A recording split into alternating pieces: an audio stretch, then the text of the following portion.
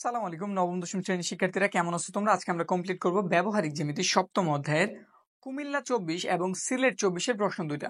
তো দেখি আমাদের কুমিল্লা 24-এর কত কি দিয়ে দিছে। s/2 ব্যাসার্ধ বিশিষ্ট বৃত্তের যে কোনো বিন্দুতে একটি স্পর্শক অঙ্কন করো। s/2 s এর মান কত দেওয়া 7। তো 7-এর প্রথমে কি করতে হবে, দুই দ্বারা ভাগ করতে হইব। যেইটুক মাপ পাওয়া যাইব ওইটুক ব্যাসার্ধ ধরে একটা বৃত্ত অঙ্কন করতে হইব। পরের বৃত্তটা এটা কি আঁকতে হবে, স্পর্শক। তো আমরা কাজ শুরু করি। আমরা সাধারণত জানি 7-এর যদি দুই দ্বারা ভাগ করে কত পাওয়া যায়, 3.5। তো এই কাজটি আমরা এখানে একটু দেখাই নিই। ক নাম্বার,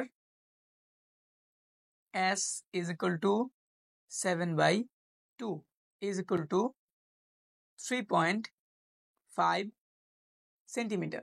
এইটুক মাপে আমাদের একটা ব্যাসার্ধ নিয়ে একটি বৃত্ত আঁকতে হইব। তো আমরা 3.5 সেন্টিমিটার একটা ব্যাসার্ধ প্রথমে নেই। শূন্য থেকে এই 3.5 এইটুক মাপ জানলাম। তো এইটুকের মাপ আমরা নিতেছি, নিলাম এইটুকের মাপ। মোটামুটি সাইজ অনেক বড় বৃত্ত হয়ে যাইব, তো সমস্যা নেই, তারা যেটা বলছে আমরা ওইটাই করি। মাপ নিলাম, ওই মাপে আমরা একটা কি আঁকতেছি, বৃত্ত আঁকতেছি। মাপটা মোটামুটি একটু বড়ই দেওয়া, কিন্তু কি করা, তারা যে মাপ দিয়েছে ওই মাপেই আঁকতে হইব।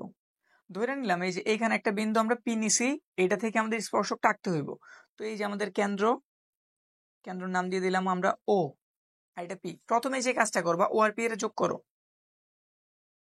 ও আর পি কি করলা, যোগ।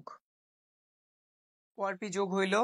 এখন এই পি বিন্দুতে আমাদের এই বৃত্তটার একটা স্পর্শক আঁকতে হইব। তো এই স্পর্শক কিভাবে আঁকে, স্পর্শক আঁকার একটাই পদ্ধতি, তুমি এইখানে আসবা, ব্যাসার্ধটার সাথে একটা 90 ডিগ্রি এঁকে দিবা। কত ডিগ্রি বলছি, 90 ডিগ্রি। তো 90 ডিগ্রি আঁকার জন্য যা যা করার লাগে আমরা জানি, ওই কাজে শুরু করলাম। 5 চাপে একটা 90 ডিগ্রি বা বর্গ এঁকে আমাদের দেখাইতে হইব। সরি, বর্গ না, আমাদের একটা লম্ব এঁকে দেখাইতে হইব। ব্যাস হইছে। আমরা এখানে কি করছি, একটা 90 ডিগ্রি আঁকছি। এবার পি থেকে যদি আমরা একটা সোজা দাগ দিয়ে দেই,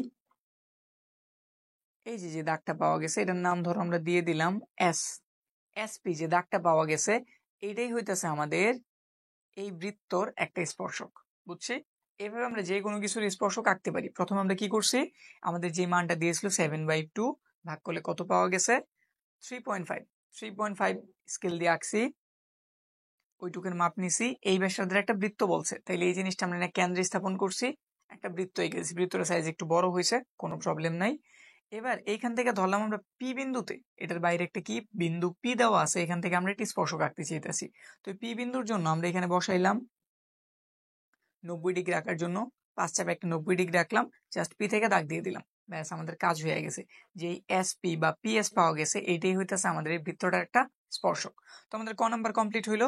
এবার আমরা খ নাম্বারটার দিকে তাকাই। খ নাম্বার আমাদের কি বলে দিছে, ত্রিভুজটি অঙ্কন করো। কোন ত্রিভুজটা, উদ্দীপক পড়তে হইব। কোন ত্রিভুজের ভূমি এ 4 সেন্টিমিটার, ভূমি সংলগ্ন একটি কোণ এক্স 60 ডিগ্রি এবং অপর দুই বাহুর সমষ্টি এস সমান 7 সেন্টিমিটার। যেহেতু আমাদের একটা ভূমি দেওয়া আছে, ভূমি সংলগ্ন একটা কোণ দেওয়া আছে এবং অপর দুই বাহুর সমষ্টি দেওয়া আছে, তাইলে খ নাম্বারটা হয়তো আমরা এখন অলরেডি চিনছি যে এটা আমাদের সম্পাদ্য নাম্বার কত। অবশ্যই এটা আমাদের সম্পাদ্য নাম্বার, সরি 1 নাম্বার। সম্পাদ্য নাম্বার কত, 1। যেহেতু সমষ্টি দেওয়া আছে, একটা কি দেওয়া আছে, ভূমি দেওয়া আছে, ভূমি সংলগ্ন একটা কোণ দেওয়া আছে এবং অপর দুই বাহুর সমষ্টি, তাহলে এটা হচ্ছে আমাদের সম্পাদ্য নাম্বার কত, 1। এটা কই পাইবা, এই যে কর্নারটাতে ক্লিক করো অথবা ডিসক্রিপশনটা চেক করো, তাইলে তোমরা সম্পাদ্য 1-এর যে ক্লাসটা আমরা করে সেটা পেয়ে যাবে। তো এবার দেখি আমরা গ নাম্বারে কি বলছে। গ নাম্বারে বলা হয়েছে এমন একটি রম্বস অঙ্কন করো যার পরিসীমা, রম্বস আঁকতে বলছে নাকি, যার পরিসীমা প্রদত্ত ত্রিভুজের পরিসীমার সমান। প্রদত্ত ত্রিভুজের পরিসীমা আগে বের করতে হইব। তো এখানে কি কি দেওয়া আছে, কোন ত্রিভুজের ভূমি এ 4 সেন্টিমিটার, অপর দুই বাহুর সমষ্টি কিন্তু এই যেটা। তো ঘাবড়ানোর কিছু নেই, আমরা কিন্তু 3টা বাহু অলরেডি জানছি। আমাদের একটা বাহু ভূমি হইতাছে 4 সেন্টিমিটার। ত্রিভুজে কয়টা বাহু থাকে, 3টা নাকি, জানি তো। ত্রিভুজে থাকে 3টা বাহু, যার থেকে একটা বাহুর মান হইতাছে 4 এবং অপর দুই বাহুর সমষ্টি, বাকি যে দুটো বাহু রয়ে গেছে তাদের যোগফল কত, 7। তাহলে মোট পরিসীমা কিভাবে বের হইব, পরিসীমা 4 যোগ 7 কত পাওয়া গেল, 11। এই যে এটা হচ্ছে আমাদের পরিসীমা। তো 11 সেন্টিমিটার একটা বাহু আঁকবা, ওইটা থেকে আমাদের একটা রম্বস আঁকতে বলছে। রম্বসের আমরা জানি 4 বাহুর মাপ কেমন হয়, সমান। তাহলে 11 যে সেন্টিমিটার আছে এটারে 4টা টুকরা করতে হইব। এই 4 টুকরা করা আমরা জানি, আসার আগে আগের ক্লাসগুলি তো আমি করাইছি, না হলে আগের ক্লাসটা দেখা নাও। ওইখানে আমরা এই 11 সেন্টিমিটারে 4টা টুকরা করবো। করার পরে যে একটা মাপ পাওয়া যাব ওইটা ইউজ করে, আরে এক্স কোণটা দিয়ে ইউজ করে একটা রম্বস আঁকতে হইব। তো রম্বস আমরা কমপ্লিট করছি উদাহরণ নাম্বার 4-এর যে ক্লাসটা হয়েছে। আমাদের বইতে উদাহরণ নাম্বার 4 একটা সৃজনশীল দেওয়া আছে, ওটার গ নাম্বার। তো উদাহরণ 4 সৃজনশীলের গ, সৃজনশীলের কত নাম্বার? গ নাম্বারটা। উদাহরণ 4 নাম্বারটা দেখবা। উদাহরণ কত নাম্বার দেখবা? 4 নাম্বারটা দেখবা। এটা কিন্তু 4 লিখছি, তো ইংলিশ যদি লিখে যে 4 লিখে দিলাম 4। আর সৃজনশীলটার কত নাম্বার দেখবা? গ নাম্বার। ওইটাতে আমরা এটা সমাধান করছি। আর এই যে কর্নারে ক্লিক দাও যদি ক্লাসটা দেখতে চাও, অথবা ডিসক্রিপশনটা চেক করো, ওইখানেও লিংক দেওয়া আছে। সিলেট 24, সিলেট 24-এ কি বলছে? ক নাম্বারে রুলার ও পেন্সিল কম্পাসের সাহায্যে ওয়াই কোণটি আঁকো। ওয়াই কোণ কত ডিগ্রি? 45 ডিগ্রি। 45 ডিগ্রি আঁকতে হইলে আমাদের প্রথমে আগে 90 আঁকা লাগে। তো এখানটাতে আমরা ক নাম্বার শুরু করতেছি। আমরা আঁকতে চাইতেছি রুলার এবং কাটা কম্পাস ব্যবহার করে 45 ডিগ্রি। এখন এইখানটাতে আমরা একটা 90 ডিগ্রি আঁকি। কত ডিগ্রি আঁকতেছি? 90 ডিগ্রি। যে নিয়ম জানি 90 ডিগ্রি সেম ওইটাই বসাইলাম। এক চাপ, দ্বিতীয় চাপ, তৃতীয়, চতুর্থ, এবং এখানটাতে বসে আমাদের 5 নাম্বার চাপ। ব্যাস, আমাদের কাজ কমপ্লিট। এখন দাগ দিয়ে দিলে আমাদের কত ডিগ্রি আঁকা হয়ে গেছে? 90 ডিগ্রি আঁকা কমপ্লিট। 90 রে যদি আমরা অর্ধেক করি তাহলে কত পাওয়া যায়? 45। তাহলে এই যে কোণটা পাওয়া গেছে এই কোণটার অর্ধেক করো। অর্ধেক করার প্রক্রিয়া আমরা জানি।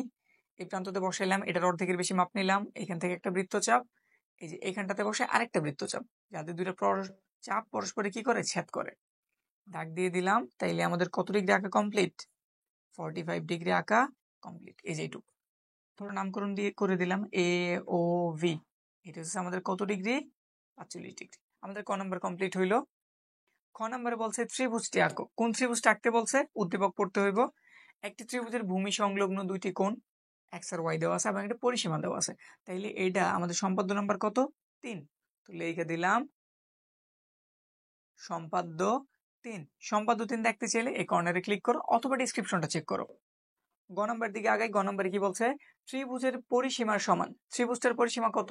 10 বইলা দিছে। এটা এখন একটা বর্গের পরিসীমা। কার পরিসীমা? বর্গের পরিসীমা।